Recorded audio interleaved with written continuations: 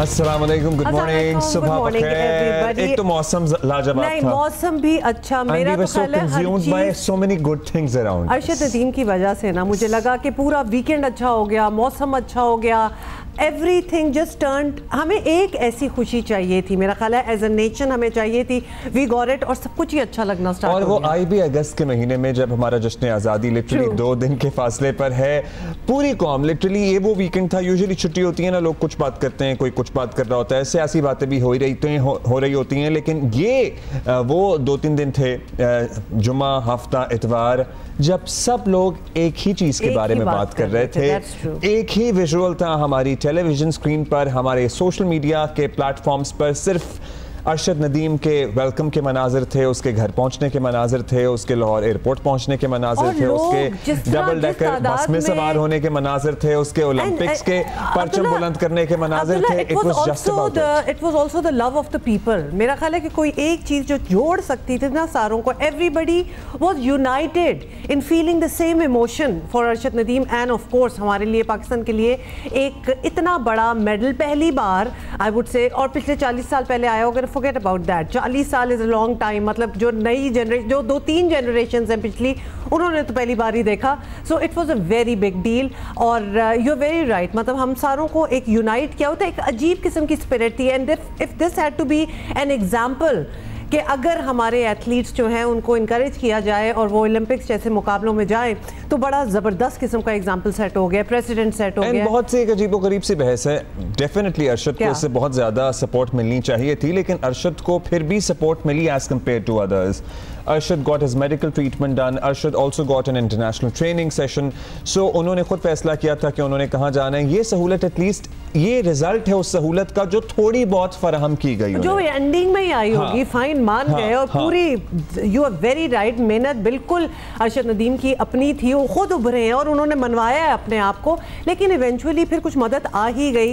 And इतनी सी मदद आई और कहाँ तक पहुंचे। जो एक विजुअल है ना जिसमें अरशद खड़े हुए हैं, वो टर्न अराउंड करते हैं, एथलीट्स तीनों परचम एज इन भारत का है, फिर पाकिस्तान का सबसे ऊपर जाता है, दरमियान में है, ग्रेनाडा का है, और जब पाकिस्तान का कौमी तराना इंस्ट्रूमेंटल पर बज रहा होता है और पूरे स्टेडियम में हु का आलम होता है, और फिर जो तालियां बजती हैं, और मतलब मैं जितनी दफ़ा देखता हूँ मेरी आंखों में आंसू आ जाते हैं। कल मेरी आंखों में भी आंसू आए जब इतनी बड़ी जर्नी के बाद, and I was just imagining, खासतौर पे जो वाटर कैनन सलूट, जो जहाज, वहीं से बात स्टार्ट हो गई। इट रियली टच्ड के बहुत अच्छी थॉट प्रोसेस गई है। But Abdullah, when he actually fell in his mother's feet, जब वो फाइनली इतना बड़ा काफिला घंटों बाद उनके गांव पहुंचा, तो वो गिर गए अपनी माँ के कदमों में, और वो मैं बहुत ज़्यादा इमोशनल हो गई उस बात पे, बिकॉज़ मतलब ये जो विजुअल्स है ना, इसके बाद जो मेडल्स पहना दिए, जो परचम बुलंद करने का, और आपका कौमी तराना दुनिया के स्टेज पर आपकी वजह से लोग सुनते हैं, वो फीलिंग हम यहाँ बैठे हुए घर पे बैठ के सुनते हैं तो हमारी आंखों में आंसू आते हैं, हमारे रोंगटे खड़े हो जाते हैं। तो Arshad, thank you for doing this once again.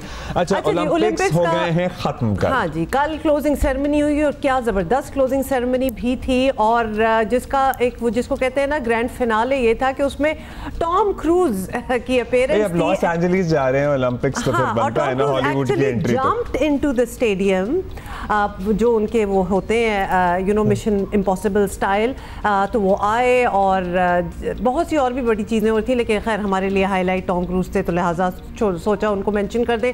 There were lots of singers and performances, और उसके बाद फिर टॉम क्रूज को दिखाया गया कि वो वापस जहाज में गए हैं, और नहीं, और वापस वो मोटर बाइक में, देन ही लैंड्स बैक इनटू LA, और वहाँ पे मेयर के उन्होंने हवाले किया ओलंपिक्स का। देखिए ना, पूरा वो सीन दिखा भी रहे हैं। It was really late in the night, like around 3 o'clock to 3 o'clock in the morning. मैंने हाइलाइट्स देखी, मैंने भी हाइलाइट्स ही देखी। I did not. ये देखें जी, फिर वो जहाज से जंप मारते हैं, and then he land in LA. So LA is going to be the next destination for Olympics 2028.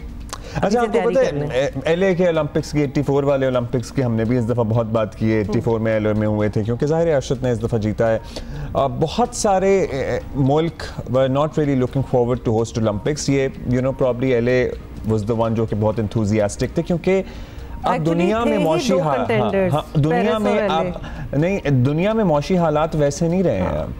सो ये भी एक देखने की बात बहुत ज्यादा होती है और वापस इतने नहीं आते पैसे, लेकिन they still are the most watched games. There were times जब 4-5 शहरों में लड़ाइयाँ चल रही होती थी और सारे मुख्तलिफ हरबे इस्तेमाल कर रहे होते थे कि भाई ओलंपिक्स हमारे पास आए, लेकिन it is not the same anymore. तमगों के पॉइंट्स टेबल पे आपको बता दें कि अमेरिका और चाइना की पूरी एक शुरू से हमेशा ही एक्चुअली ये होता है कि इनकी एक कंपटीशन जो होता है एक और ही लेवल का चल रहा होता है कि कौन ज्यादा तमगे लेगा। तो किसने लिए? अमेरिका इज ऑन नंबर 1 और तलाई तमगों की इनकी तादाद हुई है कल बराबर। वो भी बड़ा ही इंटरेस्टिंग मैच था, वुमेन बास्केटबॉल मैच था फ्रांस और अमेरिका के दरमियान। एक तलाई तमगा कम था अमेरिका का चाइना से, पूरा हो गया। ठीक है, वो पूरा कर लिया।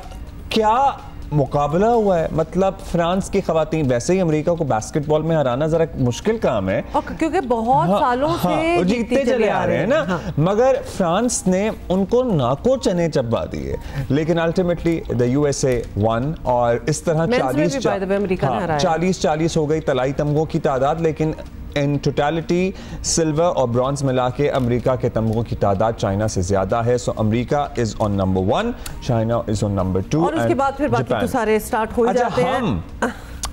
हमारा साइज देख लें आप, आबादी के लिहाज से भी हम भारत से कई गुना छोटे मुल्क हैं, हम वैसे भी छोटे मुल्क हैं, लेकिन हम इंडिया से बेहतर रैंकिंग में इस दफा in Olympics. Because of the one gold that we get, do not forget कि ये सब कुछ क्यों हो रहा है, क्योंकि because of that one gold medal. हम जो हैं वो 62वें नंबर पे हैं और भारत 1 अरब से ज़ायद आबादी के साथ बहुत सी उनकी तैयारी भी थी, जो कि अच्छी बातें होनी चाहिए। ये तैयारी शायद उन्हें आगे चलकर फ़ायदा दे। वो हैं 72nd नंबर पर। इट्स ओके, हमें ज़्यादा लोग भेजने चाहिए। हमारे we have so much talent, अब हमें पता चल चुका है। हमारे वेट लिफ्टर्स किधर गए? बाय द वे वो कहानी भी सुन रहे थे जियो पे नू दस्तगीर भट्ट साहब को, और बड़ा ही दुख हुआ कि उन्होंने कहा कि उनकी रेसलिंग फेडरेशन ही नहीं चाहती थी। रेसलिंग फेडरेशन अगर अपना मौक़िफ़ देना चाहे तो ये प्लेटफॉर्म भी हाजिर है, you can get in touch with us. बहुत सी बातें हो रही हैं। अच्छा, एनीवे, ये सारी जो क्लोजिंग सेरेमनी थी उसमें पाकिस्तान की नुमाइंदगी आपको बता दें हमारी एथलीट है फाइका रियाज, उन्होंने की। She is a sprinter, she was there, she was a part of the closing ceremony Pakistan contingent. और अर्शद नदीम का जिक्र भी हुआ, आपको पता है कि वहाँ जो क्लोजिंग पे जो बात हो रही थी, because it was phenomenal win. मतलब ओलंपिक रिकॉर्ड बना है तो ये बहुत बड़ी बात है। ओके, अच्छा जी, करते हैं फिर जो बाकी हम काम करते हैं। हम आपको अब ये बताना चाहते हैं, थोड़ा थोड़ा हम जरा इसका तस्करा दोबारा करेंगे in the 2 hour show। It's not out of our system yet। हाँ, सुप्रीम कोर्ट ने ऑल्दो अब ये बताना ज़रूरी है कि 12 जुलाई को 15 दिनों के अंदर मखसूस नशिस्तें तहरीक इंसाफ को देने का हुक्म दिया था, जिस पर अब तक अमल नहीं हो सका है। शुरू ही से नजर आ रहा था कि हुकूमत ये फैसला अपेरेंटली मानने को तैयार नहीं है। वज़ीर आला पंजाब मरीम नवाज ने साफ कह दिया था कि ये हम आसानी से होने नहीं देंगे।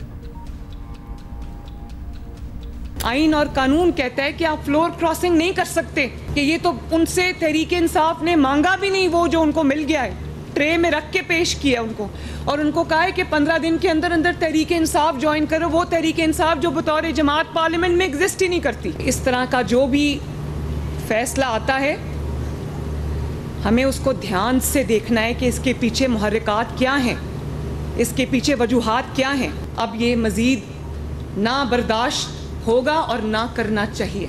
आपके लिए हम इतना आसान नहीं होने देंगे। अच्छा जी, अब हुआ यह है कि मुस्लिम लीग नून और पीपल्स पार्टी ने फैसले के खिलाफ नज़रसानी अपील दायर कर दी है और इलेक्शन कमीशन भी नज़रसानी दरख्वास्त के साथ अदालत जा चुका। मौक़िफ़ यही है जो कि मरीम नवाज साहिबा को भी आपने सुना है, PTI को वो कुछ दिया गया जो उन्होंने मांगा ही नहीं था। हुकूमत ने इसी पर बस नहीं किया, इलेक्शन एक्ट में तरमीम भी मंजूर कर ली है, जिसका मकसद बज़ाहिर अदालती फैसले पर अमल ना करने का रास्ता तलाश करना है। मगर ये इतना सादा मामला नहीं। अगले chief justice Pakistan justice Mansoor Ali Shah ने हफ्ते को वाजे कर दिया, हुकूमत के पास अदालती फैसले पर अमल के सिवा कोई दूसरा रास्ता नहीं। ऐसा हुआ तो उसके नताइज होंगे। बिल्कुल क्लियर कर लें कि ये कभी हो नहीं सकता कि सुप्रीम कोर्ट की जजमेंट इम्प्लीमेंट ना हो, ये नहीं हो सकता। ये आइन की खिलाफ वर्जी होगी अगर ऐसा सोचा जाएगा, क्योंकि एग्जीक्यूटिव इंस्टीट्यूशंस को रिकग्नाइज करना है कि उनके पास कोई चॉइस नहीं है but to comply with the orders of the supreme court. ये मैं नहीं कह रहा, ये आइन कह रहा है। आइन का ये स्ट्रक्चर है और ये अथॉरिटी ड्रॉ करती है सुप्रीम कोर्ट आइन से, किसी और डॉक्यूमेंट से नहीं। यही तरीका है, या फिर चेंज कर दें सारा स्ट्रक्चर, कुछ और बना लें। और डिसरिगार्ड और डिले नहीं किया जा सकता किसी वर्डिक्ट को, वरना सारा लीगल सिस्टम को आप बिगाड़ के रख देंगे, उसका सारा बैलेंस आप ख़राब कर देंगे आइन का। ये सेपरेशन ऑफ पावर्स के भी खिलाफ है। सेपरेशन ऑफ पावर्स हमें एक काम देता है, एग्जीक्यूटिव को एक काम देता है, लेजिस्लेचर को एक काम देता है, जो हमारा काम है, वरना तो आप सारा सेपरेशन ऑफ पावर्स के कॉन्सेप्ट को भी टोटली आप आउट ऑफ बैलेंस कर देंगे। कोई ऐसी बात नहीं है कि आपको कोई कर्टसी है कि आपने इम्प्लीमेंट करनी है या कोई बोझ है आप पे, लेकिन ऑब्लिगेशन है, जैसे कॉन्स्टिट्यूशनल ऑब्लिगेशन है। और किसी किस्म का कोई एग्जीक्यूटिव ओवर रीच नहीं होना चाहिए। किसी के पास चॉइस नहीं है कि वो उसको सेकंड गेस करे कि जजमेंट ठीक है कि गलत है, ये उसका प्रोगेटिव ही नहीं है। वाज़ेह हो गई बात कि ये कुछ ड्यूटी है, ये कॉन्स्टिट्यूशनल ड्यूटी है और इसके सिवियर कॉन्सिक्वेंसेस हैं अगर आप इम्प्लीमेंट नहीं करेंगे। अगरचे सुप्रीम कोर्ट का तफसीली फैसला अभी तक नहीं आया, मगर हुकूमत का एक एक कदम बता रहा है कि वो किसी सूरत PTI को मखसूस नशिस्तें देने के लिए तैयार नहीं है। हुकूमत अगर अपने मौक़िफ़ पर कायम रही तो आने वाले दिनों में हुकूमत और सुप्रीम कोर्ट के दरमियान टकराव से आइनी बहरान जन्म ले सकता है, और जाहिर है कि इस कस्म के हालात पहले से सियासी बहरान में घिरे मुल्क के मसाइल में मजीद इजाफा ही करेंगे, कमी तो कोई करेंगे नहीं। मतलब अभी हमारी मईशत संभलती है तो कोई सियासी बहरान हमारे दरवाजे पर दस्तक दे रहा होता है। ये कब तक होता रहेगा? अच्छा, यही पता भी कर लेते हैं। राना सनवाल्लाह ने हमें ज्वाइन किया, वफाकी वज़ीर बैनुल-सूबाई राब्ता। राना साहब, बहुत बहुत शुक्रिया, आपने हमारे लिए टाइम निकाला है। राना साहब, जिस दिन से ये मखसूस नशिस्तों वाला फ़ैसला आया है, उस दिन से हुकूमत ने वाज़े कर दिया था कि इस पर अमल दरामद करने का कोई इरादा नहीं है। हमारे इट वॉज प्रिटी एविडेंट। तो ये बराह रास्त आपसे हम पूछ रहे हैं कि बाद के अमल तो ऑब्वियसली बाद में जो करना होगा वो तो करना ही पड़ेगा। क्या हुकूमत अब भी फैसला रद्द करने वाले मौक़िफ़ पर कायम है या फिर अब कुछ नज़रसानी की जा सकती है अपने रवैयों पर? ये फैसला जो मखसूस सीटों से मुतल्लक हुआ है, ये भी हमारी नज़र में भी और मुख्तलिफ बार्स की नज़र में, मुख्तलिफ लीगल बॉडीज़ और जो लॉ नोइंग लोग हैं उनकी नज़र में एक ऐसा फ़ैसला है कि जो शायद आइन को जो है वो रीराइट करने के मुतरादिफ है। और ये सिर्फ बात कोई मेरे जैसे जो है वो लोग ही नहीं कर रहे, बल्कि सुप्रीम कोर्ट के 2 मुअज़्ज़ज़ जज साहिबान ने अपने इख्तलाफी नोट या इख्तलाफी फ़ैसले में ये लिखा है कि इस फ़ैसले पे अमल दरामद करने से मुराद आइन के 2 आर्टिकल्स, आर्टिकल 51 और आर्टिकल 106 को सस्पेंड करना पड़ेगा। तो आप मुझे बताएं कि आइन को सस्पेंड करना जो है, आर्टिकल 6 पढ़ के देख लें कि उसमें सस्पेंशन से मतलब जो है वो क्या लिखा गया है।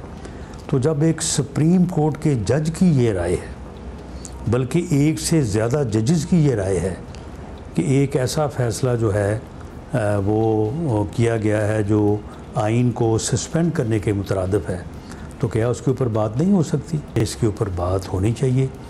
और अगर ये बात सामने है कि सुप्रीम कोर्ट के जजेस ये कह रहे हैं कि ये it amounts to suspend the constitution, तो फिर जिन लोगों ने आइन के तहफ़्फ़ुज़ का हलफ उठाया हुआ है वो संजीदगी के साथ गौर करना होगा। चलिए, इस पे तो आपको मौक़िफ़ आ गया। अब एक और बात जो इससे पहले हम कर रहे थे राना साहब, वो है इस वीकेंड पर हम सिर्फ अरशद नदीम और उनकी जीत का ही तस्करा करते रहे, और क्योंकि आपकी मिनिस्ट्री से बराह रास्त ताल्लुक़ रखने वाला ये मामला है, सो आपसे भी पूछेंगे कि अरशद ने गोल्ड मेडल तो जीत लिया, कमाल कर दिया, हुकूमत क्या करेगी? अब अगली बार ओलंपिक्स में हमें 4-5 अरशद नदीम तो चाहिए ही। ये भी साबित कर दिया अरशद ने कि थोड़ी सी सपोर्ट भी मिले तो पाकिस्तान क्या कुछ कर सकता है खेल के मैदान में। स्पोर्ट जो है वो एक डिवॉल्व सब्जेक्ट है और सूबों के पास सारा इसका जो है वो इंतज़ाम है।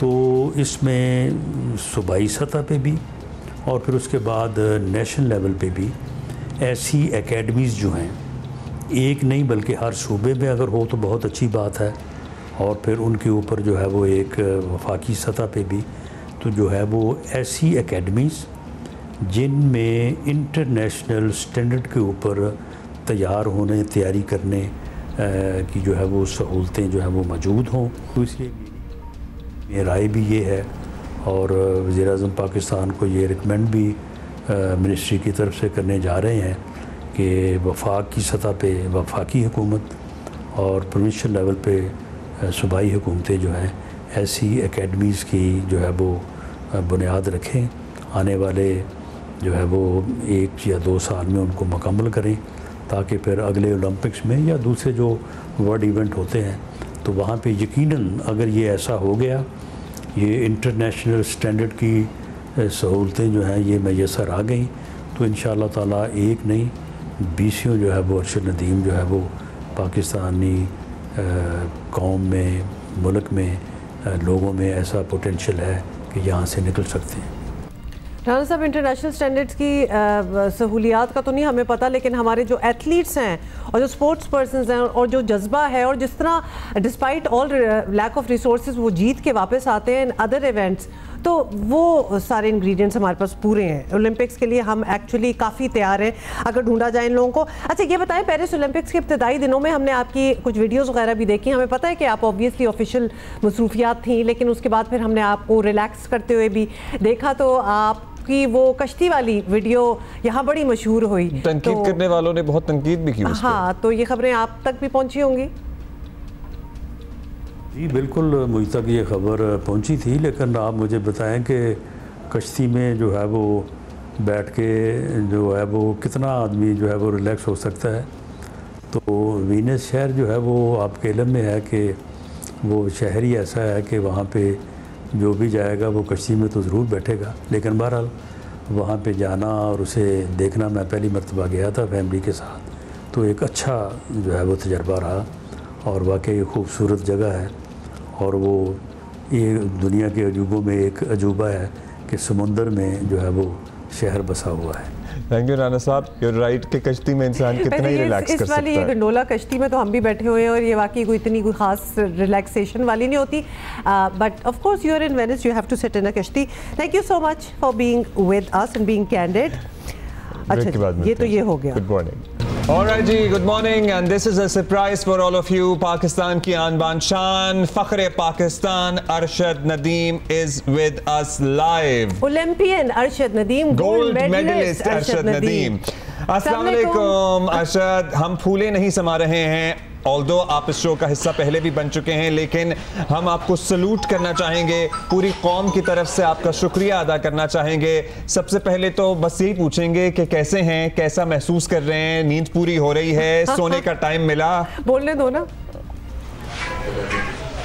जी वालेकुम सलाम, अल्लाह ताला का बड़ा शुक्र है, अल्हम्दुलिल्लाह ठीक ठाक हूँ और लोगों का प्यार देख के बस आप देख लें कि मुझे खुद को भी नींद नहीं आ रही।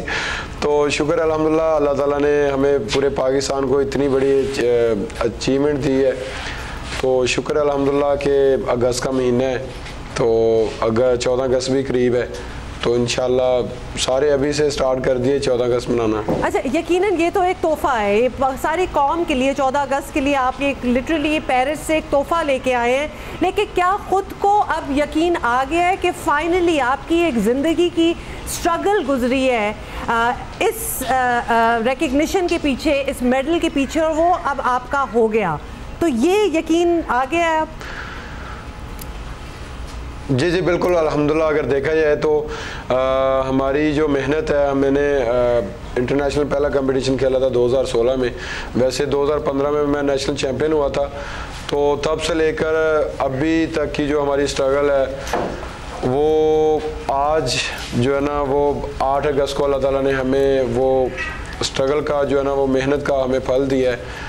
इसमें अगर देखा है तो बड़ी मेहनत हमने की है, पीछे जो टोक्यो ओलंपिक्स में बड़ा अच्छा परफॉर्म किया, फिर वहाँ से फिर अल्हम्दुलिल्लाह होप हुई कि इंशाल्लाह जो है ना नेक्स्ट जो ओलंपिक्स आ रही है उसके लिए इंशाल्लाह भरपूर तैयारी करनी पड़ेगी। भरपूर तैयारी की, लेकिन आपका मेहनत थी। जी जी जी जी जी जी आप प्लीज़ ये कैरी ऑन रखिएगा, लेकिन साथ ही आपसे ये जानना चाहेंगे कि आपका ये साल बड़ा टफ भी गुजरा अरशद। आपकी इंजरीज थी, आपकी सर्जरीज थी, आपकी रिकवरी थी, आपको उस तरह से प्रैक्टिस करने का टाइम नहीं मिला जिस तरह आपके ओपोनेंट्स ने किया, फिर आपने रिकवर किया। इस रिकवरी के दौरान आप सोचते थे कि हाँ यार मैं तो ये फंस गया हूँ, या फिर इन सर्जरीज ने जो आपकी इंजरीज की हो रही थी, आप ठीक हो रहे थे, रिहैबिलिटेशन ने आपको मदद की ये 92.97 अचीव करने में? जी बिल्कुल, अगर देखा जाए तो 2024 में मेरी फरवरी में सर्जरी हुई यूके से हैं, डॉक्टर अली शेर बाजवा साहब, मैं उनका जितना भी शुक्रिया अदा करूं उतना कम है, क्योंकि उसके बाद मुझे 2 दफ़ा इंजरी भी हुई। उन्होंने बड़ा अल्हम्दुलिल्लाह वर्क किया और उसके साथ जो हमने ट्रेनिंग जारी रखी, और जो मेरे कोच हैं सलमान इकबाल भट्ट साहब, उन्होंने बड़ी मेहनत की, उन्होंने भी हौसला नहीं हारा, मुझे भी हारने नहीं दिया कि इंशाल्लाह हमने जो है ना वो पेरिस ओलंपिक्स में इंशाल्लाह मेडल जीतना ही जीतना है। तो अल्लाह ताला का शुक्र है कि हमारी ये 2024 में जो हमने मेहनत की है, वैसे तो पीछे भी करता आ रहा था, लेकिन जो सर्जरी के बाद हमने मेहनत की है वो अल्हम्दुलिल्लाह हमने हौसला नहीं हारा, क्योंकि पूरे पाकिस्तानी कौम की दुआएं थी मेरे साथ। तो साफ ज़ाहिर है कि इंसान हौसला नहीं हारता। सच बात है दुआएं हो। अरशद, हम जब ओलंपिक्स देख रहे थे तो पूरी कौम का मतलब लिटरली आपके इंतजार में हम बैठे थे कि कब वो इवेंट आएगा, पहले दिन से कि कब इवेंट आएगा। पहले तो कश्ती पे हमने आपको देख लिया ओपनिंग सेरेमनी में कि आप उधर पहुंच गए हैं, और फिर इंतजार था कि आपका इवेंट कब होगा। अब हमें वो जरा थोड़े से तासुरात बताएं। आप हमसे पूछेंगे तो हम भी अपने बता देंगे। जब हम आपको स्क्रीन पे देख रहे थे, जेवलिन आपके हाथ में था और फिर आपने ये 92.97 का मार्क मारा, लेकिन उससे पहले आपकी शक्ल पे, आपकी सूरत पे इतना इत्मीनान था, इतना काम, इतने पीसफुल थे आप, जैसे कि आपको यकीन हो कि ये मेडल आज मेरा ही है। आज बिल्कुल जैसे कि मैंने सर्जरी के बाद मैंने मेरे ख्याल में पहले वर्ल्ड एथलेटिक चैम्पियनशिप खेली और साल बाद मैंने कंपटीशन खेला, क्योंकि सर्जरी करवाई थी, फिर मुझे इंजरी भी हुई। तो मैंने डायमंड लीग में हिस्सा लिया, वहाँ से होपफुल हुआ कि इंशाल्लाह आगे जो है मेरे ख्याल में 3 हफ्ते बाद जो है ना वो ओलंपिक्स ही, तो वो खेलना ज़रूरी था। तो अल्हम्दुलिल्लाह वहाँ पे बड़ा अच्छा परफॉर्म किया, अपने आप को बचाया कि आगे ओलंपिक्स आ रही है। तो वही हुआ अल्हम्दुलिल्लाह जो गोल सेट किया हुआ था। जैसे कि मैंने क्वालिफाई राउंड में पहली थ्रो पे ही अल्हम्दुलिल्लाह क्वालिफाई कर लिया और 86 प्लस मैंने थ्रो की, और मेरे ख्याल में ये सेकंड टाइम मैंने पहली थ्रो 80 प्लस क्रॉस की है। इससे पहले मैंने कॉमनवेल्थ गेम्स में पहली थ्रो की थी, नहीं तो मेरी पहली थ्रो ही जो है वो 72-74 से स्टार्ट होती थी। तो अल्लाह ताला का शुक्र है, फिर इधर से मुकम्मल ही होपफुल हो गया था कि इंशाल्लाह जो है ना वो फाइनल में गोल्ड की इंशाल्लाह फाइट करूँगा। तो अल्हम्दुलिल्लाह फीलिंग बड़ी अच्छी थी, ट्रेनिंग बड़ी अच्छी थी, फिर पीछे दुआएं इतनी थी पाकिस्तानी कौम की कि बड़ा होपफुल था कि इंशाल्लाह जो है ना वो गोल्ड की फाइट करूंगा। अच्छा, गोल्ड की फाइट आपने की और फिर माशाल्लाह वो फाइट आपने जीत ली। अरशद, 90 मीटर का तो हम सुनते थे, हाँ जी 90 प्लस, लेकिन 92.97 ओलंपिक्स की तारीख का एक सदी का रिकॉर्ड तोड़ देना, वो जो दूसरी थ्रो आपने लगाई वो कैसे थी मुख्तलिफ बाकी थ्रो से, या आपके जो कंपेटिटर्स थे वो भी हैरान रह गए होंगे, और आई एम श्योर आपको यकीन आ गया था कि यार ये 92.97 हो गया है, अब तो पक्का ही है। देखिए कि मैंने 2022 में मैंने कॉमनवेल्थ गेम्स में अल्हम्दुलिल्लाह 90 का जो ना वो मैंने तोड़ा था, तो वहाँ से होपफुल था, और अभी मेरी कोशिश होती है हर कंपटीशन में मैं अपनी बेस्ट करूँ। तो इधर भी मैं अपनी बेस्ट ही करने आया था अल्हम्दुलिल्लाह। तो अल्लाह ताला ने आप देख लें कि बहुत ही अच्छी थ्रो करवा दी कि पहली मैंने जब रनअप स्टार्ट किया तो फीलिंग बड़ी अच्छी थी। मेरी कोशिश थी कि मैंने क्वालिफाई राउंड में पहली थ्रो पे अल्हम्दुलिल्लाह क्वालिफाई किया है, तो उस वक्त भी समझ लें कि मैंने अपने आप को बचा के थ्रो की है कि कहीं कोई थोड़ी सी इंजरी ना हो जाए। तो इस वजह से अल्लाह ताला ने बड़ी इज्जत दी। तो फिर फाइनल में भी सेम किया कि पहली थ्रो ही लगाऊं, लेकिन वो फीलिंग माशाल्लाह इतनी अच्छी आ रही थी कि मेरा रनअप थोड़ा सा ख़राब हुआ, तो मैंने खुद ही फॉल थ्रो कर दी। तो आगे जो दूसरी थ्रो थी उसमें अल्हम्दुलिल्लाह पूरा अपना फोकस किया कि दूसरी थ्रो जो है ना वो लगानी है, क्योंकि तीसरी अगर दूसरी फॉल होगी, तीसरी पे प्रेशर ज़्यादा हो जाता है, तो वो ना हो कि पहले 8 में ना आऊँ। तो पूरा फोकस किया अल्हम्दुलिल्लाह, और अल्लाह पे यकीन था, पीछे दुआएं भी थी पूरे पाकिस्तानी कौम की, तो मेहनत की हुई थी। दूसरी फिर जाते जाते आपने 92.97 बिल्कुल, और उसके बाद आपने 91 भी कर लिया जाते जाते, कि मैं फिर बता दूं कि मैं 90 प्लस तो आराम से इधर उधर करता ही रहता हूं। अच्छा, ये जरूर हमें बताएं। अल्हम्दुलिल्लाह एक पाकिस्तान में आपको पता है कोई भी खेल हो और उसमें एक इंटरनेशनल लेवल पे अगर इंडिया भी साथ हो तो एक कंपटीशन वैसे ही पड़ जाता है। हमें शौक है इस किस्म का, हमें भी है और इंडिया को भी है। अब हमें ये भी पता है कि आपकी और नीरज चोपड़ा की दोस्ती के बारे में भी हम सुनते आए हैं, तो वो फीलिंग कैसी थी कि आपके बड़े अच्छे दोस्त का उस दिन अच्छा दिन नहीं गुजर रहा था, हालांकि उसमें भी वो सिल्वर ले गए, एक ही अटेम्प्ट उनकी हुई कामयाब। एक ही अटेम्प्ट में वो सिल्वर तो ले गए, लेकिन वो क्या मोमेंट था जब ये पता चल गया कि आप ही का गोल्ड है आज? देखें कि जो हमने मेहनत की है, मेरे कोच ने उस्मान इकबाल भट्ट साहब ने और डॉक्टर साहब ने जो रिहैब की है, सर्जरी के बाद मुझे 2 दफ़ा इंजरी हुई है, तो अल्हम्दुलिल्लाह मैं इन दोनों का शुक्रिया अदा करूँगा और पूरे पाकिस्तानी कौम का। तो वो कहते हैं ना कि जो इंसान मेहनत करता है, लगन के साथ करता है, तो उसको अल्लाह ताला पे यकीन भी हो जाता है कि इंशाल्लाह हमने मेहनत की है, इसका अल्लाह ताला हमें ज़रूर जो है वो फल देगा। तो बड़ी खुशी हुई कि जब मैंने पहली दूसरी थ्रो अल्हम्दुलिल्लाह 92.97 मीटर थ्रो की, तो मुझे 80-90% अल्हम्दुलिल्लाह हो गया था कि इंशाल्लाह मैं गोल्ड हूँ। बाकी कि मैंने आखिरी थ्रो तक अपनी तैयारी जारी रखी कि साफ ज़ाहिर है कि उधर वर्ल्ड चैम्पियन भी खेल रहे थे और ओलंपिक चैम्पियन भी मेरे साथ खेल रहे थे, तो साफ ज़ाहिर है कि कंपटीशन बड़ा टफ था। तो अपने आप को आखिरी थ्रो तक अल्हम्दुलिल्लाह मैंने तैयार रखा। जैसे कि आखिरी थ्रो भी अल्हम्दुलिल्लाह मैंने 91.79 मीटर थ्रो की, तो अल्लाह ताला का शुक्र है। अगर दोस्ती की बात की जाए तो माशाल्लाह दोस्ती माशाल्लाह बड़ी अच्छी है हमारी, और जब मैदान में होते हैं तो साफ ज़रा फिर अपने अपने कंट्रीज़ के लिए हमें एफर्ट करनी पड़ती है, तो आगे पीछे अल्हम्दुलिल्लाह बड़ी अच्छी दोस्ती है और कोशिश करेंगे इसको इंशाल्लाह लॉन्ग टाइम लेके। अच्छा अरशद, बहुत सी बातें हुई, ज़ाहिर है आपकी इस तारीख साज कामयाबी के बाद पाकिस्तान को आपने जो इस महीने में खुशी दी है वो हमें बरसों में नहीं मिली, सो हम दोबारा से शुक्रिया भी अदा करना चाहेंगे इस खुशी देने के लिए। लेकिन फिर ये भी बात थी कि अरशद की अपनी स्ट्रगल है और 100% हम आपको एक क्रेडिट देना चाहेंगे कि आपके कोचेस की अनथक मेहनत है। लेकिन इस जर्नी में जब कॉमनवेल्थ में आपको पता ही है पाकिस्तान का नाम रोशन किया था, उसके बाद आपको हुकूमती सतह पर कोई सपोर्ट मिली? क्योंकि इस पे बहुत बात हो रही है आजकल, हर शख्स क्रेडिट लेने की कोशिश भी कर रहा है, ये भी कहा जा रहा है कि कोई सपोर्ट नहीं थी, जैवलिन लेने के लिए भी आप कोशिश कर रहे थे, स्ट्रगल कर रहे थे, उसका इंतज़ाम भी नहीं हो पा रहा था। ज़रा इस पे आप हमें बता सकें अगर कि किस किस सतह पे आपकी सर्जरीज या इलाज या आपकी रिहैब या आपकी इंटरनेशनल ट्रेनिंग में किस किस ने मदद की? बिल्कुल जी, मैं सबका शुक्रिया अदा करूंगा, गवर्नमेंट का भी शुक्रिया अदा करता हूं, पाकिस्तान स्पोर्ट्स बोर्ड का भी, पंजाब स्पोर्ट्स बोर्ड का भी, फेडरेशन का भी, सब ने अल्हम्दुलिल्लाह साथ दिया है, तो अल्लाह ताला ने हमें इज़्ज़त दी है। और अगर देखा जाए तो जैसे कि यूथ फेस्टिवल हुए थे 2012 में, तो वहाँ से मैंने स्पोर्ट्स का आगाज़ स्टार्ट किया था और 2012 से मैंने पहला पंजाब लेवल में मैंने कंपटीशन खेला था। तो अल्हम्दुलिल्लाह 2012 के यूथ फेस्टिवल में मैंने हिस्सा लिया, उसमें काफ़ी इवेंट्स मैंने खेले, तो अल्हम्दुलिल्लाह मैं जीता भी।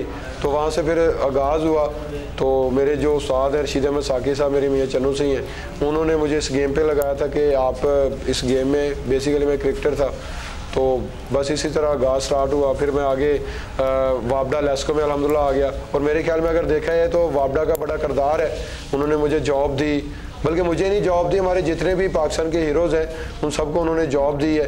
तो फिर वहाँ से अल्हम्दुलिल्लाह जो ना वो आगाज़ स्टार्ट हुआ कि इंशाल्लाह अभी जो ना वो पाकिस्तान के लिए कुछ करना है। तो मैं सबका शुक्रगुजार हूँ कि सब ने अल्हम्दुलिल्लाह सपोर्ट किया। ये बात सच है कि आपको ये 6-8 महीने पहले जैवलिन जो आपको चाहिए थी वो नहीं मिल पा रही थी और उसका इंतज़ाम नहीं हो पा रहा था? जी बिल्कुल, कुछ बातें थी, कुछ नहीं भी थी, लेकिन मैं सबका शुक्रिया अदा करता हूँ, अल्लाह ताला ने हमें इतनी बड़ी खुशी दी है। चलिए, all is well that ends well. Absolutely. अच्छा, अब वो मोमेंट हम बता दें। देखिए, जब आपने लैंड किया एयरपोर्ट पे, हजारों की तादाद में लोग आए हुए थे, मतलब वाटर कैनन से इस्तकबाल किया गया आपके जहाज का जिसमें आप आए थे। कमाल की बात है, ये होता नहीं है, हमने आम इस तरह होते हुए देखा नहीं है।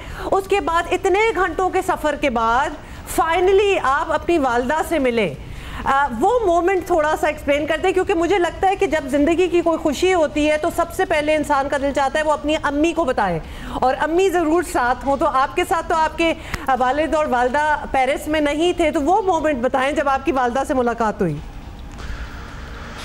आज बिल्कुल, अगर देखा जाए तो जैसे मैं अपना वतन वापस पहुंचा लाहौर एयरपोर्ट पे, तो अल्हम्दुलिल्लाह सभी ने बड़े अच्छे तरीके से वेलकम किया मेरा।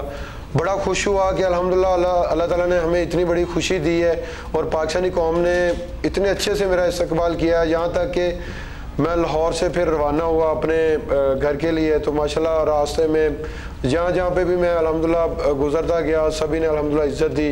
फिर मियाँ यूनिवर्सिटी अपने पहुँचा, इधर अल्हम्दुलिल्लाह लोगों का इतना हजूम था, उन्होंने इतना प्यार मोहब्बत दी। और जब मैं अपने गांव में पहुंचा 101-15 में, तो माशाल्लाह जितने भी आसपास के गांव थे और सारे इकट्ठे हुए थे, तो मैं देख के इतना खुश हुआ कि जो मैंने मेहनत की थी आज उसका अल्लाह ताला मुझे फल दे रहा है। तो मैं शुक्रगुजार हूँ अपने पाकिस्तानी कौम का कि जिन्होंने मेरे लिए इतनी दुआएं की और पूरी कौम इकट्ठी कर दी है। अरशद, आपने गांव तो इकट्ठे किए ही हैं, पूरी कौम आपने इकट्ठी कर दी है। सबसे पहले फोन किसको किया था ये तमगा लेने के बाद, सेरेमनी खत्म होते ही? फोन मैंने जी बिल्कुल अपना मैंने फ़ोन अम्मी को ही किया। अम्मी से बात हुई, घर वालों से बात हुई, तो माशाल्लाह सारे बड़े खुश हो रहे थे। अच्छा, ये जो सारे इनामात आपको मिले हैं, अनाउंसमेंट कब से शुरू हो गई है, ये सब आपको साथ साथ पता चलता रहा या अभी भी पता है, सारी आपके जहन में है? क्योंकि इस पे बड़ी नजरें हैं, ये सारे गिन रहे हैं।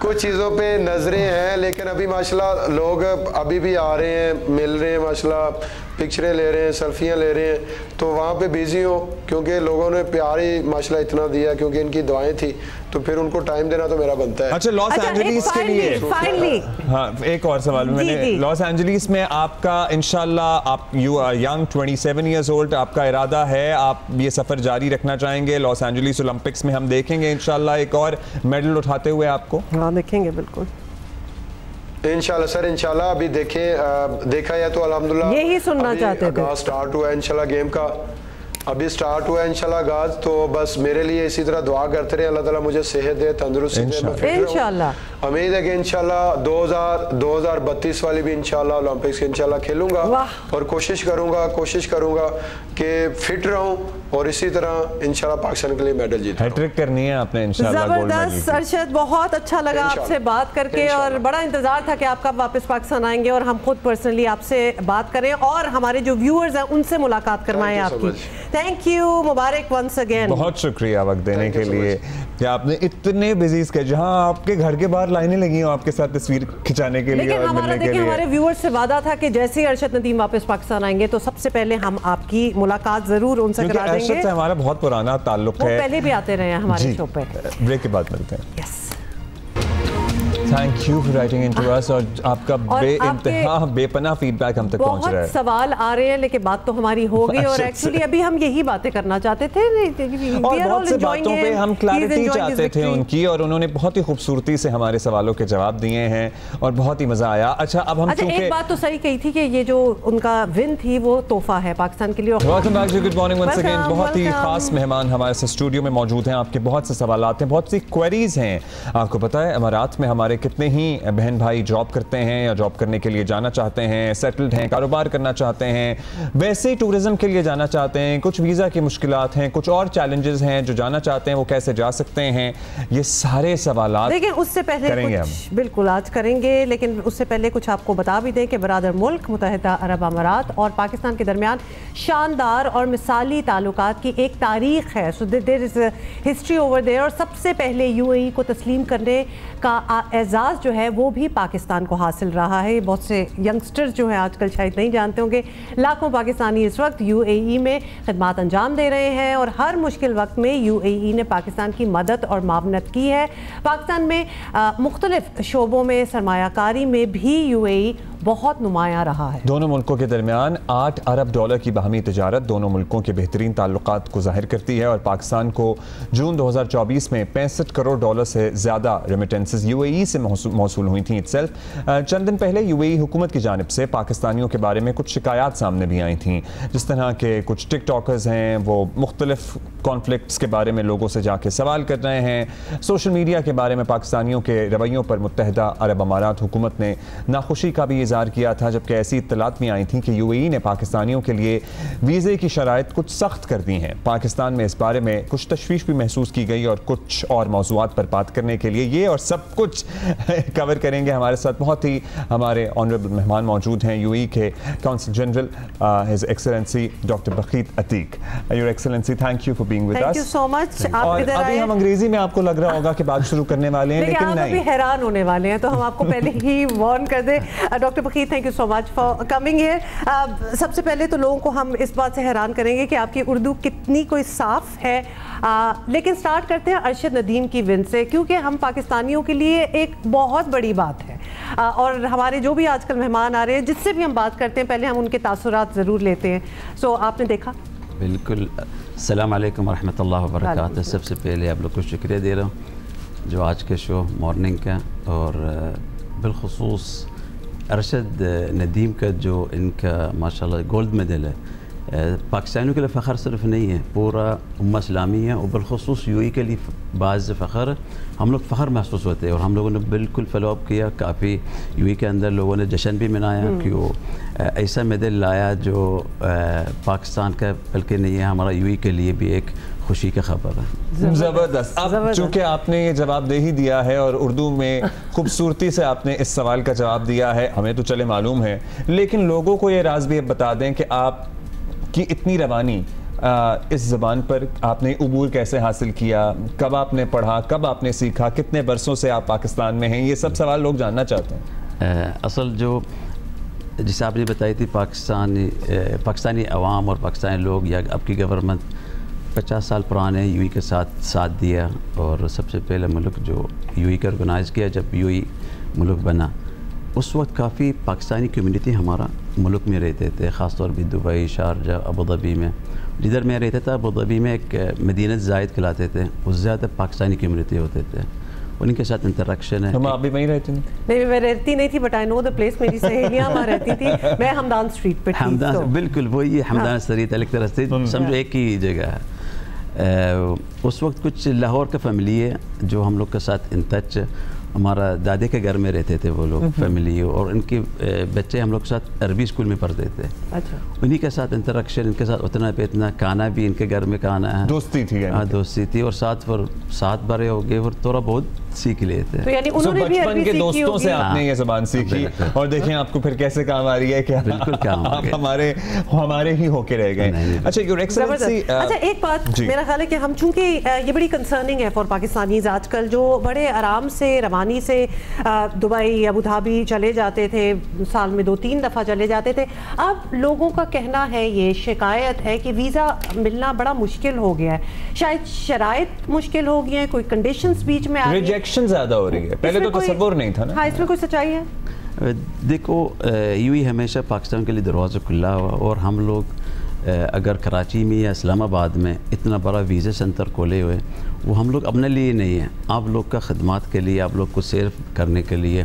और हम लोग अभी आपकी गवर्नमेंट से मज़ीद भी मांग रहे, एक लाहौर में भी हम लोग ओपनिंग कर रहा, कुछ ज़्यादा पाकिस्तानी को सर्व करना है। शराइत नहीं है, लेकिन कुछ लोग का आपको पता पिछले 2 माह के अंदर कुछ शिकायतें आ गई, वो हम लोग वो शिकायतें नहीं समझे, लेकिन हम लोग उनको समझाने का, हम लोग आगाही देने के लिए, देखो कुछ हर मुल्क के अंदर एक क़ानून और शराइत, उधर मुख्तलिफ ममालिक के लोग रहते हैं। अगर 200 ममालिक है, जैसे हमारे आपने देख लेते हैं हमारा इज़्ज़त माब शेख मोहम्मद बिन ज़ायद अल नहयान यूके प्रेसिडेंट, और इज़्ज़त माब शेख मोहम्मद बिन राशिद अल मकतूम प्राइम मिनिस्टर, इनकी इंस्ट्रक्शन है आवाम को खुशहाली देखना।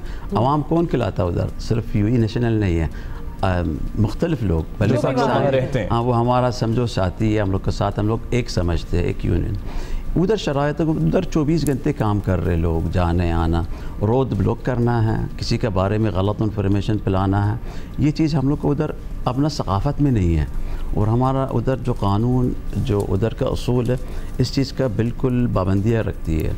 और आपने शायद देखे थे कुछ दूसरा कोई ममालिक का कोई लोग इस तरह के मुल्क के हालात ख़राब हो, फ़ौरन हंगामा शुरू किए। भाई उधर लोग हॉस्पिटल भी जाना है, या कोई इमरजेंसी, या कोई अब गाड़ी तोड़ना, ये चीज़ नहीं होना चाहिए। पर हम लोगों ने काफ़ी अवेयरनेस अपना बहन भाइयों को जो पाकिस्तानी मुक़ीम हुए के अंदर, ये आप लोग इस चीज़ को ख्याल रखो, इस चीज़ को आगाही। अलगर्ज़ ये कि आपके मुल्क में जो सियासत चल रही है वो वहीं तक रहने दें, यूएई में ना लेके आएं। बिल्कुल, यही हम लोग का मकसद है, ये आपका मकसद है। अच्छा, ये कुछ 1 साल में ज़्यादा शिकायत आ रही है या अब बात ज़्यादा हो रही है? ये यूजुअली लोग एजेंट के थ्रू ही वीज़ा अप्लाई करते हैं, वीज़ा रिजेक्शन की रेशो बड़ी है, वो ज़्यादा रिजेक्ट हो रहे हैं आजकल वीज़ा। असल मैं आपको हक़ाइक़ सामने ले आना चाहता हूँ। जी प्लीज़। आप जो भी सोशल मीडिया इस्तेमाल कर रहे हैं, आप सवा पाकिस्तान के अंदर या यूएई के अंदर, आप जो भी शेयर कर लोगे वो आपका जमा हो रहा। आपने अच्छा ही शेयर किया या गलत शेयर किया, या आपने लाइक किया या गलत आपने, वो ये चीज़ आपके लिए पाबंदी आप खुद अपने लिए पाबंदी कर रहा। हम लोग कोई नहीं कर रहे हैं, लेकिन हम लोग देखेंगे ये मतलब इस आदमी ने काफ़ी शरारती कर रहा, काफ़ी प्रॉब्लम क्रिएट कर रहा, फिर क्या ज़रूरत उनको हम लोग उधर ले आए। वो उधर हमारा पास अगर 17 लाख नहीं 20 लाख का पाकिस्तानी मौजूद उधर ही है, वो 20 लाख को क्या इनके कसूर है। सो आप लोग वीज़ा देते हुए सोशल्स चेक हो रहे हैं? मैं नहीं चेक कर रहा, लेकिन आप एडवाइस ज़रूर कर रहे हैं कि अगर यहाँ से लोग वहाँ जाना चाह रहे हैं जो भी विजिट वगैरह के लिए, तो वो केयरफुल रहे। क्या आप ये कह रहे हैं? देखो हर आदमी ना अपना मुल्क का एक नुमाइंदगी कर रहा है। हम लोग पाकिस्तानियों को हमेशा अच्छा सोच में देखते हैं, अच्छा जेन में देखते हैं, और मैं खुश होता हूँ जब कोई भी हमारा ऑफिस आता है आपकी शलवार कमीज़ पहन के, जो आपकी नेशनल ड्रेस है, मैं इनके लिए ख़ुद करा होता हूँ, मैं खुशी से इज़हार भी करता हूँ। अगर मसाइल है मैं 100% के हल कर लेता हूँ, क्यों वो एक रिस्पेक्टेबल शख्सियत और अपना मुल्क का एक लिबास में भी निशानदगी भी आ रहा। और इसी तरह जो यूएई के अंदर लोग ऐसा कॉन्सेप्ट पैदा किया, पाकिस्तानी लोग प्रॉब्लम क्रिएट कर रहा, वो नहीं है। पाकिस्तानी लोग बहुत अच्छे लोग हैं। छोटी सी मिसाल है, आप देखो माशाल्लाह अरशद नदीम ने, वो इनकी वालिदा को मैं ऐसी प्रोग्राम सलूट मार रहा हूँ जो अपना ऐसा बेटा पैदा किया। हाँ बिल्कुल, वो पाकिस्तान का रोशन किया, और पाकिस्तान का 14 अगस्त का 2 दिन पहले एक अच्छा खुशखबरी लिया है पाकिस्तानी आवाम के लिए। बट पहले तो अमेरिका के वीज़ा में होता है, तो हम we want to really clarify the social वाला थिंग कि आपका इंस्टाग्राम या आपका एक्स या आपका फेसबुक जो है, ये भी आपको वीज़ा मिलने में प्रॉब्लम क्रिएट कर सकता है। बिल्कुल बात सही है। अच्छा, तो किन चीज़ों का ख्याल रखना चाहिए? देखो वहाँ जाके भी और उधर जाके अगर आप उधर जाके अगर आप अपना मुल्क के ख़िलाफ़ बात कर लोगे या किसी मौजू आप छेड़ोगे जिसमें वो आग या शरारत होती है, लोगों को लड़ने का, लोगों को भड़काने का, ये गलत चीज़ है। उधर जाओ, इंजॉय कर लो अपना लाइफ, फैमिली को लेके जाओ, या काम करो। हाँ काम कर लो, या फैमिली को ले जाओ, शॉपिंग कर लो, घूमो, जो भी करना हम लोग आप लोग के साथ है। पहले हम लोग आप लोग का ख्याल भी रखना है। काफ़ी लोग उधर जाते अपना नौकरी के लिए, हम लोग हेल्प कर लेते, वीज़ा भी देते, चले जाओ अपना चेक कर लेना, हमसे भी रब्ता करते, हम लोग उनके लिए बिल्कुल सहूलियात देते। अच्छा डॉक्टर साहब, आपके पास कोई फिगर है कि चले कराची काउंसलेट की ही बात कर लेते हैं कि कितने वीज़ा रिजेक्ट हुए, या फिर आपने कोई कैप लगाई है कि हमने अब कोटा बना दिया कि इतने ही वीज़ा जारी किए जाएंगे? वो देखो 1.5 साल के अंदर 70,000 तकरीबन पाकिस्तानी वर्क वीज़ा इशू हुआ।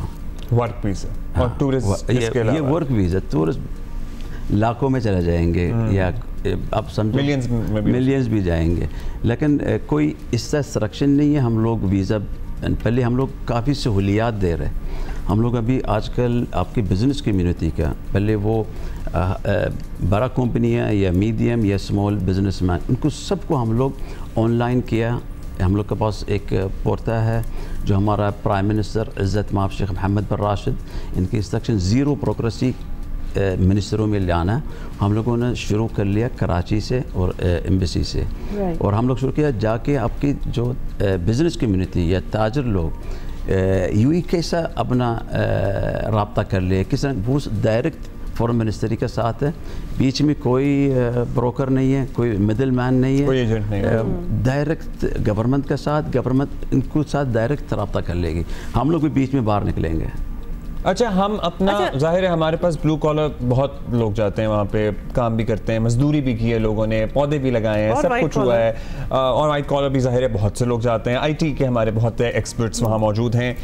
कौन सा स्किल सेट है, अभी हम पहले उन लोगों की बात करते हैं जिनके पास इतनी तालीम नहीं है, कौन सा स्किल सेट है, कौन सा हुनर है जो वो सीखें? क्या कोई लाइसेंसिंग यहाँ से हो सकती है या वहाँ जाके? क्योंकि जैसे अमेरिका, कनाडा, कहीं भी आप जाएं, उन पूरा लाइसेंस आपको हासिल करना पड़ता है, चाहे आप कारपेंटर बनना चाहते हो, प्लम्बर बनना चाहते हो, मिस्त्री मेसन बनना चाहते हो। सो कौन से स्किल सेट हैं जो यहाँ से लोग जा सकते हैं सीख कर? देखो, पाकिस्तानियों के लिए मुख्तलिफ स्किल हर जगहों में कामयाब है। अगर कारपेंटर का देखोगे, प्लम्बिंग या वेल्डिंग या हर जगह में आपको मिलेगा पाकिस्तानी, और इनके काम इंतहाई बहुत अच्छा, सबको पता। या कंस्ट्रक्शन कंपनी में आप देखो ज़्यादातर पाकिस्तानी लोग काम कर रहे हो, अच्छे फिनिशिंग में काम ले आते हैं। जो आजकल प्रॉब्लम में देखा था जब आजकल सोशल मीडिया में चल रहा, और उनके लिए हल क्या है, हल भी बता दूंगा अभी। काफ़ी जो लोग उधर बल्कि बैंक सेक्टर में, हेल्थ सेक्टर में, कोई भी सेक्टर में, इनकी जो डिग्रीज़ पाकिस्तान से वो ओरिजिनल डिग्रीज़, लेकिन क्या करते किसी को उधर से बोलते अटेस्टेशन करवा देना गवर्नमेंट से इधर से। अच्छा, जब वो अटेस्टेशन के लिए देते हैं, वो जो अटेस्टेशन आदमी है इनके लिए करना है, वो डुप्लिकेट अटेस्टेशन करके जाके पैसा बचा के जेब में रख लेगा।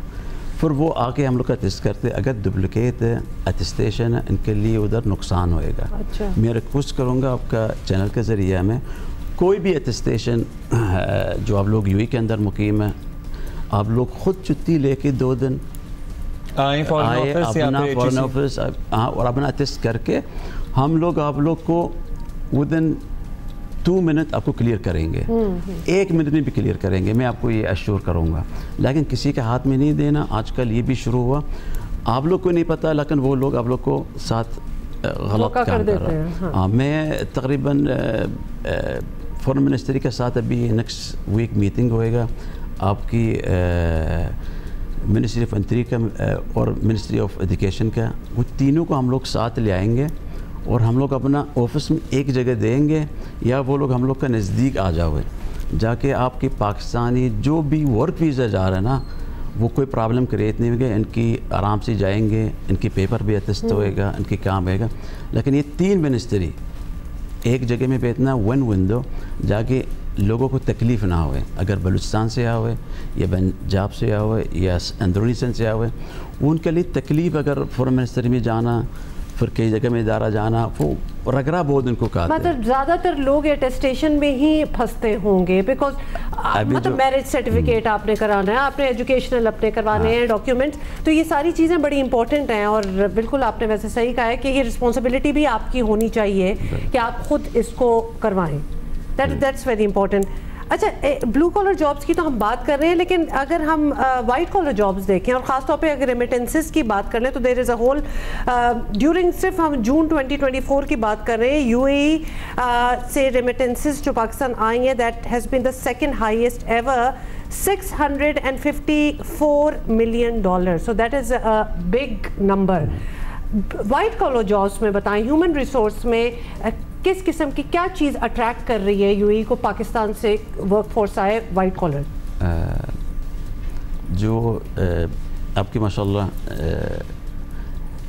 नए जवान, जो यंग जनरेशन आपकी माशाल्लाह काफ़ी तादाद है, इसमें रिक्वेस्ट करूँगा फोकस कर ले आईटी के शुबे में। आर्टिफिशियल इंटेलिजेंस आज के लिए में काफ़ी AI बहुत ज़रूरी है, और कुछ इस तरह स्पेशलिस्ट डॉक्टर्स जो भी स्पेशलिस्ट में है, कोई भी फील्ड के अंदर, डॉक्टरी के अंदर, वो भी यूएई के अंदर इनके काफ़ी चांसेस को पाकिस्तानी के ऊपर ईजी, और पाकिस्तानी के डॉक्टर के ऊपर भरोसा भी बहुत राइट। इस चीज़ को लगा मैं मुख्तलिफ डॉक्टर पाकिस्तानी, लेकिन काफ़ी इदारों में उधर, लेकिन इनके पासपोर्ट अलग ममालिक है, और लेकिन वो ओरिजिनल पाकिस्तानी है और बहुत अच्छे उधर भी काम कर रहे हैं।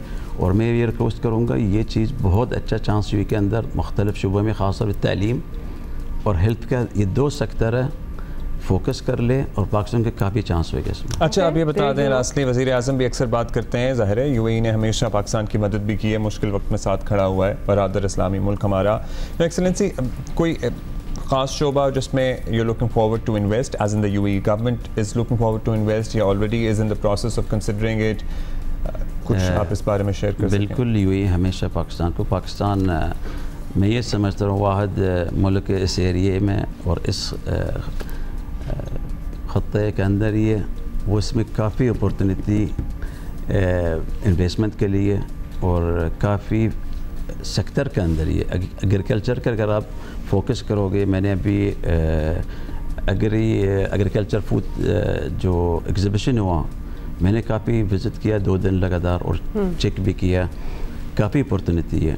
पाकिस्तान वो रोल प्ले कर सकता है यूएई के साथ है फूड सिक्योरिटी के शोबे में, मैं बोलता बहुत अहम रोल है, और इसमें सेक्टर में बहुत बड़ा इन्वेस्टमेंट सुबह एग्रीकल्चर में, और अलग सेक्टर में जो आपकी इंफ्रास्ट्रक्चर रेलवे का, जो आपकी एक बहुत अहम किरदार भी रेलवे का, जो लॉजिस्टिक का, जो आपकी जितने भी फैक्ट्रीज़ या आपकी प्रोडक्ट पंजाब हो या अपर एरिया सिंध में, इनको पोर्ट तक ले आने के लिए वो कम कीमत में ले आना चाहिए, जाकि आपकी पाकिस्तान मेड इन पाकिस्तान आला सतह में वो जा सकता है। इनकी कॉस्टिंग सबसे ज़्यादा आजकल जो चल रहा लॉजिस्टिक में, इनकी रेलवे का या कोई इस तरह चीज़ है सहूलियात मिलना चाहिए, और नया रेलवे का प्लानिंग करना चाहिए अपर एरिया के लिए, और बलूचिस्तान अपर एरिया, और आपका जो अपर ममालिक है,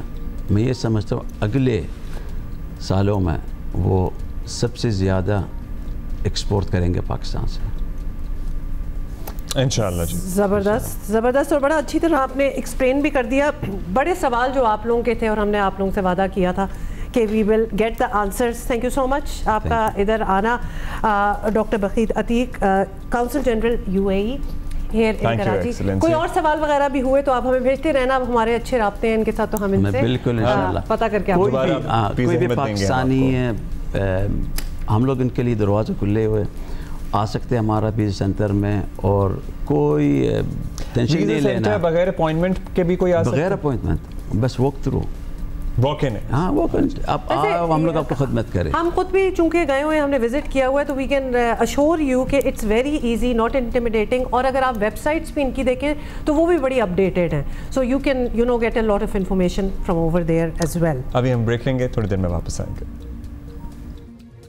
वेलकम। अच्छा जी, अब ज़रा बात कर देते हैं बांग्लादेश में क्या हो रहा है और आगे क्या प्रॉस्पेक्ट्स हैं और क्या हम सीख सकते हैं इससे। बांग्लादेश में नोबेल इनाम याफ्ता प्रोफेसर डॉक्टर मोहम्मद यूनुस की सरबराही में अबूरी हुकूमत ने काम करना शुरू कर दिया है, और स्टूडेंट रहनुमा जो है नाहिद असलम और आसिफ महमूद भी 17 रुकनी अबूरी हुकूमत में शामिल हैं। शेख हसीना वाजिद की शख्सी हुकूमत ख़त्म करने का सहरा नौजवान तलबा के सर जाता है, और ये बिल्कुल तारीख का हिस्सा बन गई है। ये बात साबित हो गया है कि अच्छा तालीमी निज़ाम और माहौल तालिब इल्मों को मुस्तकबिल, हाल और माजी को जांचने और समझने का शऊर देता है। शेख हसीना नौजवानों के गुस्से को समझ सकी और ना उनकी शऊरी सतह को। मारूफ गुलकार शहजाद रॉय ने बलोचिस्तान के लोक गुलकार मरहूम वासु खान के साथ 2011 में बांग्लादेश का सफ़र किया था, और वहाँ पे मुलाकात तलबा से तो की थी, लेकिन वहाँ से बड़े वो इम्प्रेस होके आए थे। जनाब, आज नौजवानों का आलमी दिन भी मनाया जा रहा है, और हमने बड़ा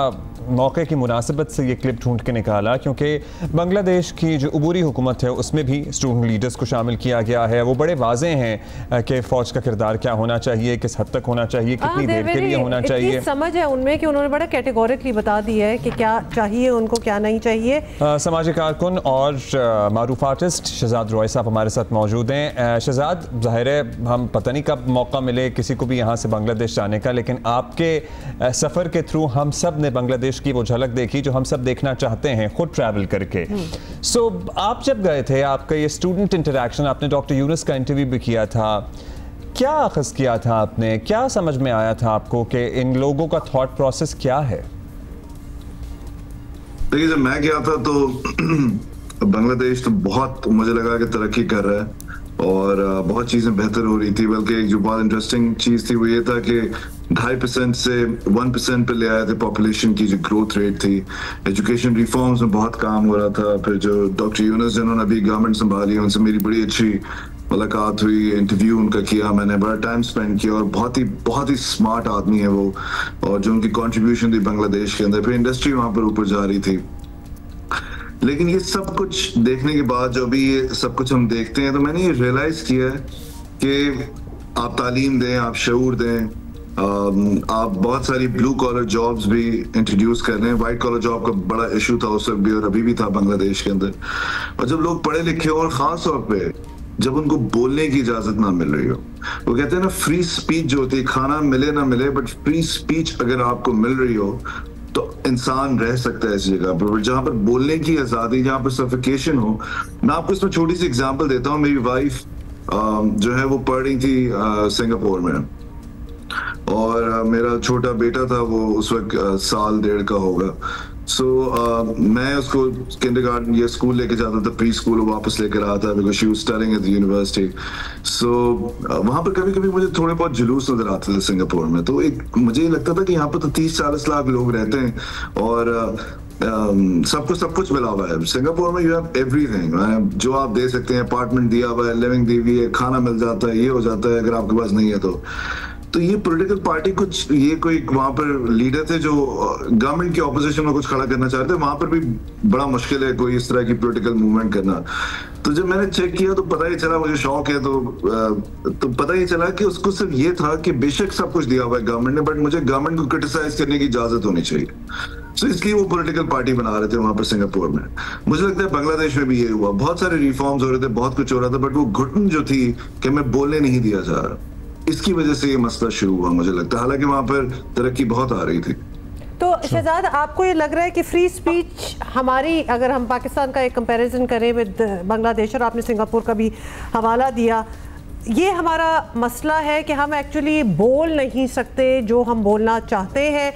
क्या आप कंपैरिजन देंगे, क्योंकि आपकी जो वीडियो क्लिप्स देख रहे हैं और जो आपका एक्सपीरियंस है वो 2011 का है। So timing and environment matters a lot too. Perhaps, पता नहीं, अब आप हमें बताएं कि 2011 में जो हमारे हालात थे, अब क्या 2024 में भी हम उधर ही बैठे हुए हैं, या उससे बेहतर हैं, या उससे बदतर हैं? या उससे बदतर हैं, क्योंकि बाय ऑल स्टैंडर्ड्स कभी कभार ये लगता है कि डेफिनेटली उससे बदतर ही है।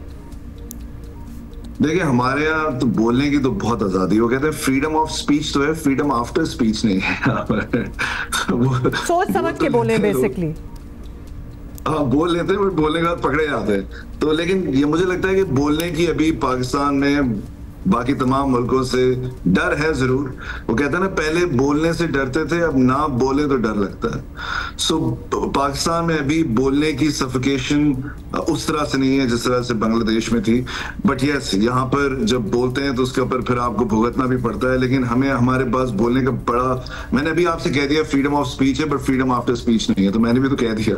तो और भी बहुत सारे लोग बोल तो रहे हैं, बोलने की आजादी तो है इस मुल्क के अंदर, बट लेकिन और मसले हैं। बट ये सफोकेशन अगर आपको जब फील होगी पाकिस्तान में या कहीं पर भी, और लोग पढ़े लिखे होंगे, तो चांसेस बहुत ज्यादा ब्राइट हैं कि फिर वहां पर प्रॉब्लम्स शुरू हो सकती हैं। अच्छा, अगर हम एक पलड़े में रखें इकोनॉमिक तरक्की और एक है जी हमारी फ्रीडम ऑफ एक्सप्रेशन या स्पीच या शख्सी आज़ादियाँ या बात करने की, या जिस तरह से हमने देखा है मुख्तलिफ अदवार में जो हुकूमत में होता है वो अपोजिशन को दबाने की कोशिश करता रहता है, जेलों में डालता है, एटसेट्रा एटसेट्रा, कितना मैटर करता है? चाहे हुकूमत तो कहेगी आप इकोनॉमिकली तरक्की कर रहे हैं, बेहतर है, अब आप चुप करके बैठे, कितना मैटर करता है हमारा इज़हार ख्याल की आज़ादी रखना? और शहजाद, इसमें ये भी ऐड कर लें, मीडियम्स ऑफ एक्सप्रेशन भी आप देख लें, ट्विटर हमारा बंद है, सोशल मीडिया हमारा देख लें, आजकल तो व्हाट्सएप भी सही तरह नहीं चलता। तो बहुत सी इस किस्म की भी हैं चीज़ें जो हम विटनेस कर रहे हैं अब। देखिए, मुझे तो ये लगता है कि जब 2011 में मैंने ये प्रोग्राम किया था, ये प्रोग्राम बहुत ही सेंसिटिव प्रोग्राम है अगर आप देखें। और मैं क्योंकि पाकिस्तान से बहुत, हम सभी बहुत प्यार करते हैं, मेरे पास दुनिया में किसी मुल्क की कोई सिटीजनशिप नहीं है, दुनिया में कहीं कोई अकाउंट नहीं है। मैं जब म्यूजिक स्टार्ट किया तो सबसे ज्यादा हाईएस्ट टैक्स पेयर था। सो मुझे पाकिस्तान से बहुत प्यार है। मैं जब क्रिटिसाइज करता हूँ पाकिस्तान को तो मैं समझता हूँ मेरे पास हक है, क्योंकि मैं बहुत प्यार करता हूँ इस मुल्क को। हम सभी इस तरह से प्यार करते हैं। लेकिन क्रिटिसाइज करने की जो आज़ादी है ना, वो 2011 में जब मैंने प्रोग्राम किया था तो मैं एक बलोच को, हुमार अब्दुल्ला, आप सोचें कि मैं एक बलोच को बांग्लादेश लेके जाता हूं जो हमसे अलग हो गया। ये एक बहुत ही सेंसिटिव मसला था, बट मैं लेके इसलिए गया था बताने के लिए कि सिर्फ टूट फूट से मुल्क ठीक नहीं हो जाते, सिर्फ इकोनॉमिक ग्रोथ से मुल्क ठीक नहीं हो जाते। मुल्क के इससे साथ रहें, अलग हो जाएं। सबसे ज्यादा इंपॉर्टेंट होती है इन्वेंशंस भी उन्हीं मुल्कों में होती है जहां पर आज़ादी होती है सोचने की, तो और बोलने की, तो और पॉलिटिकल ग्रोथ भी वहीं होती है। तो ये प्रोग्राम जो मैं एक बलोच को बांग्लादेश ले गया, शायद 2011 में हो गया, शायद अभी मैं ना कर पाऊं, बिकॉज हालांकि इस प्रोग्राम का जो कंक्लूजन था वो ये था कि मुल्क टूटने से सिर्फ तरक्कियां नहीं हो जाती, बोलने की आज़ादी होना चाहिए जब कहीं पर जाकर आप तरक्की कर पाते हैं। तो जैसे मैंने सिंगापुर की आपको एग्जाम्पल दी, ली, कुछ भी दे दिया था सिंगापुर में, बट वहां पर लोग बाहर निकल रहे थे और कह रहे थे कि भाई हम क्रिटिसाइज करेंगे गवर्नमेंट को। गवर्नमेंट ने कहा हमने सब कुछ दिया, उन्होंने कहा फिर भी ठीक है, हम आपको बुरा कहना चाह रहे हैं, हमें इजाजत होनी चाहिए आपको बुरा कहने की, वैसे ये ठीक है या गलत है वो शहजाद सारी बात ही आपने इस चीज़ में, हम इसी को फिलहाल आज के लिए कंक्लूजन रखेंगे कि जो काम आपने 2011 में कर लिया, जो आप कह रहे हैं कि आप एक बलोच सिंगर को वहाँ ले गए, वो शायद आप अब ना कर सकते। That in itself is a very telling thing. हम इधर ही छोड़ देते हैं इस बात को, टाइम भी कम है, but we all need to think over a lot of things. हम भी इस बात को इधर ही छोड़ रहे हैं। Thank you शहजाद, हम भी इससे ज़्यादा बात नहीं करेंगे। Thank you for being with us. Just wanted to. That is it for today. It's just the start of the week. Inshallah, we're going to see you tomorrow.